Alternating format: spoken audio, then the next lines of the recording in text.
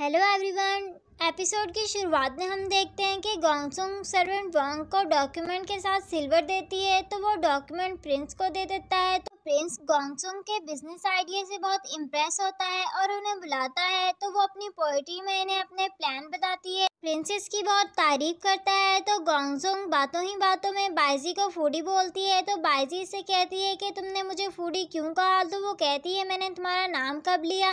तो बाइजी से कहती है कि तुम इतनी टैलेंटेड हो तो कैरेट पर पोएम बनाओ। तो उसे नहीं आती तो वो कहती है मेरी तबीयत कुछ ख़राब है, मैं बाद में आपसे बात करूँगी। अब बाइजी को धक्का देती है तो बाइजी सेकंड प्रिंस की गोद में गिरती है।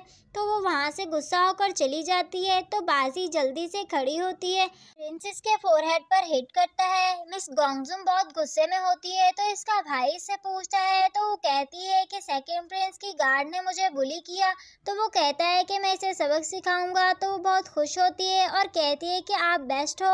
अब हम सेकंड प्रिंस को देखते हैं जो कि एक सीक्रेट रूम में आता है और बाइजी की पेंटिंग को देखकर कहता है क्या ये शैनजिंग है या नहीं। अब हम देखते हैं जहां वो बाइजी के साथ अपनी सिस्टर इन लॉ के पास जाता है जिसका नाम जाओजी होता है। वो कहती है कि मुझे आपसे प्राइवेट बात करनी है। तो प्रिंस कहता है कि बोलो, ये कोई आउटसाइडर नहीं है। तो वो कहती है कि अपनी मिस्टेक्स को रिपीट मत करो और कहती है कि अपने एल्डर ब्रदर लियू चैंग से केयरफुल रहो, वो अपनी मदर को बचाने और थ्रोन के लिए तुम्हें मार सकता है। और वहाँ से चली जाती है। अब प्रिंस और बाइजी जा रहे होते हैं तो वहाँ पर इन पर थर्ड प्रिंस का मास्टर इस पर अटैक करता है जिससे बाइजी इंजर्ड होती है। तो प्रिंस इससे फाइट करता है। तो बाइजी कहती है कि तुम कितने ऑसम हो, तुम्हें किसी गार्ड की ज़रूरत नहीं। तो वो कहता है कि इतनी कैरेट खाने के बाद मैं तुम्हें मरता नहीं देख सकता। फाइट करते वक्त वो भी इंजर्ड हो जाता है और बाइजी बेहोश हो जाती है। प्रिंस अपनी पूरी पावर यूज़ करके उसे हरा देता है और बाइजी को लेकर वहाँ से जाता है।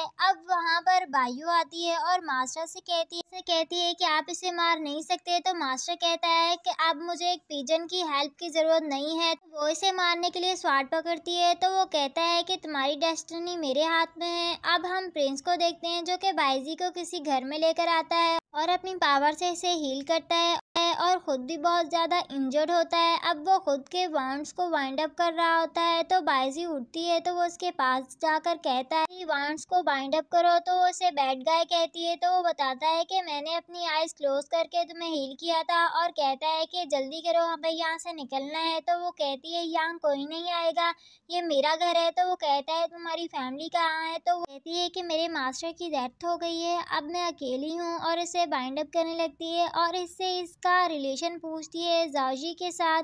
तो बताता है कि मैं 8 इयर्स का था जब मेरी मदर को कुछ लोगों ने मार दिया।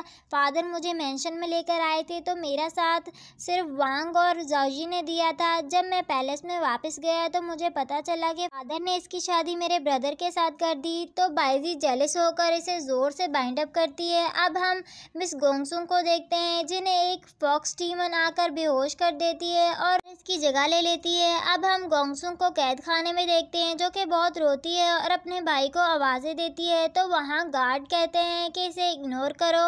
और इसी के साथ हमारी इस एपिसोड का एंड होता है। मिलते हैं नेक्स्ट एपिसोड में।